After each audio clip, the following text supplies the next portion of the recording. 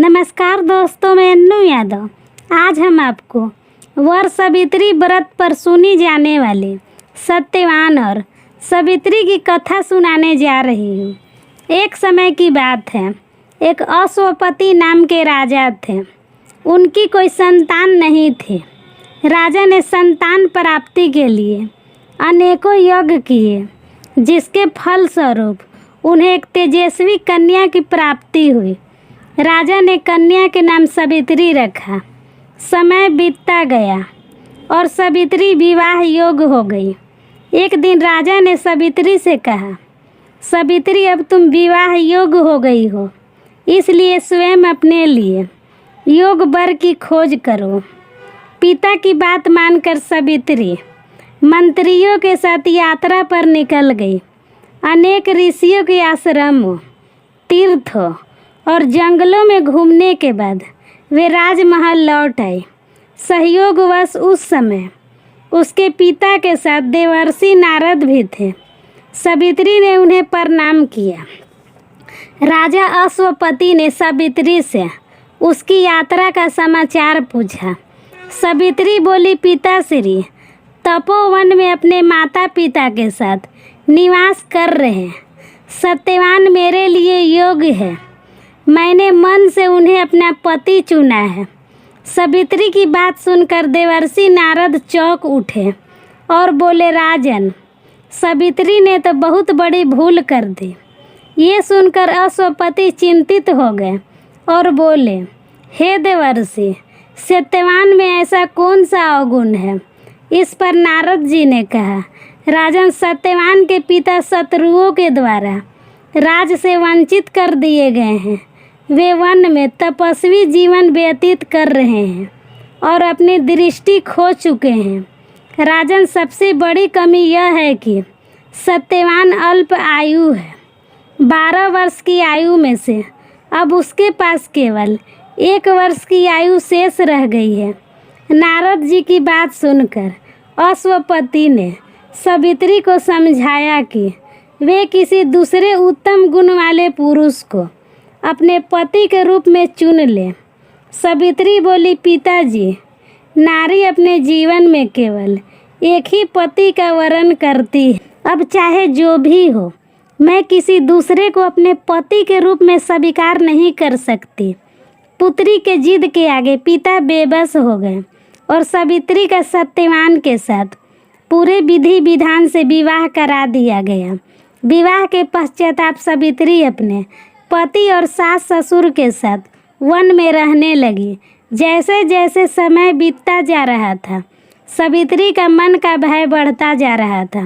नारद जी के कहे अनुसार जब उसके पति की आयु मात्र 4 दिन बची, तब सावित्री ने 3 दिन पहले से व्रत रखना प्रारंभ कर दिया। अंततः वह दिन भी आ पहुंचा जब सत्यवान की मृत्यु निश्चित थी। चौथे दिन जब सत्यवान लकड़ी लेने वन को जाने लगा, तब सावित्री बोली, हे नाथ, मैं भी आपके साथ वन को चलूँगी। सत्यवान के मना करने पर भी वे सास ससुर की आज्ञा लेकर अपने पति के साथ वन चली गई। वन में सत्यवान ने जैसे ही पेड़ से लकड़ी काटना शुरू किया, उसके सर में बहुत ही तेज दर्द होने लगा और वह पेड़ से उतर गया। सावित्री समझ गई उसके पति का अंत समय निकट है, अतः उसने अपने पति का सर अपनी गोद में रख लिया। लेटने पर सत्यवान अचेत हो गया। सावित्री चुपचाप आंसू बहाती ईश्वर से प्रार्थना करने लगी।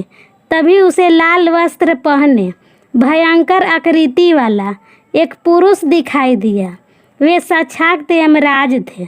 सावित्री बोली, महाराज, आप कौन है? यमराज ने उत्तर दिया, सावित्री, मैं यमराज हूँ और मैं तुम्हारे पति का प्राण हरने आया हूँ। सावित्री बोली, प्रभु, सांसारिक प्राणियों को लेने तो आपके दूत आते हैं, क्या कारण है कि आज आपको स्वयं आना पड़ा? यमराज ने उत्तर दिए, सावित्री, सत्यवान धर्मात्मा तथा गुणों का सागर है। मेरे दूत इन्हें ले जाने के योग्य नहीं हैं, इसलिए मुझे स्वयं आना पड़ा। ऐसा कहकर यमराज ने सत्यवान के शरीर से प्राणों को निकाला और उसे लेकर दक्षिण दिशा की ओर यमलोक को जाने लगे। सावित्री भी उनके पीछे पीछे चल दी। सावित्री को अपने पीछे आता देख यमराज बोले, सावित्री तुम मेरे पीछे कहाँ आ रही हो? सावित्री बोली, मेरे पति जहाँ जाएंगे मैं भी वहाँ जाऊँगी, यही मेरा धर्म है। यमराज के बहुत समझाने पर भी सावित्री नहीं मानी। उसके पतिव्रता धर्म की निष्ठा को देखकर यमराज बोले, तुम अपने पति के बदले कोई भी वरदान मांग लो। सावित्री ने अपने दृष्टिहीन सास ससुर की आंखें मांगी और यमराज ने तथास्तु कहा और आगे चले। फिर से सावित्री उनके पीछे पीछे चल दी। तब यमराज ने सावित्री से कहा, एक और वरदान मांग लो। तब सावित्री ने अपने सास ससुर की राज्य को वरदान के रूप में मांग लिया और यमराज ने तथास्तु कहा और आगे चल दिए। सावित्री फिर भी यमराज के पीछे चलने लगी। अब यमराज बोले, चलो एक और वरदान मांग लो। तब सावित्री ने अपने पिता के लिए 100 पुत्रों का वरदान मांगा। यमराज ने तथास्तु कहकर सावित्री को वापस लौटने को कहा, लेकिन सावित्री नहीं मानी और फिर उनके पीछे चल दी। अब यमराज बोले, सावित्री तुम मुझसे अपने पति के प्राणों के अलावा कोई भी वरदान मांग लो। तब सावित्री ने वर मांगा कि उसके सत्यवान से 100 पुत्र प्राप्त हो। इस बार भी यमराज तथास्तु कहकर आगे बढ़ने लगे, परंतु सावित्री फिर उनके पीछे चल दी। अब यमराज बोले, मैंने तुम्हें सभी मनवांछित वरदान दे दिया, अब तुम लौट जाओ। तब सावित्री बोली, महाराज आपने मुझे सत्यवान से 100 पुत्रों का वरदान दिया है और सत्यवान के बिना पुत्र कैसे संभव होगा? ऐसा कहकर सावित्री ने यमराज को उलझन में डाल दिया। तब यमराज बोले, सावित्री मैं तुम्हारी पतिव्रता धर्म से प्रसन्न होकर सत्यवान का प्राण छोड़ रहा हूँ और साथ साथ तुम्हें आशीर्वाद देता हूँ कि तुम्हारी ये कहानी ईगो ईगो तक सुनाई जाएगी। यह कहकर यमराज ने सत्यवान के प्राण छोड़ दिए और यमलोक को लौट गए।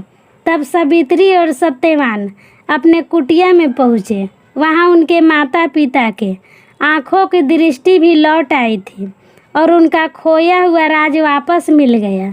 दोस्तों, ये थी बट सावित्री की व्रत कथा।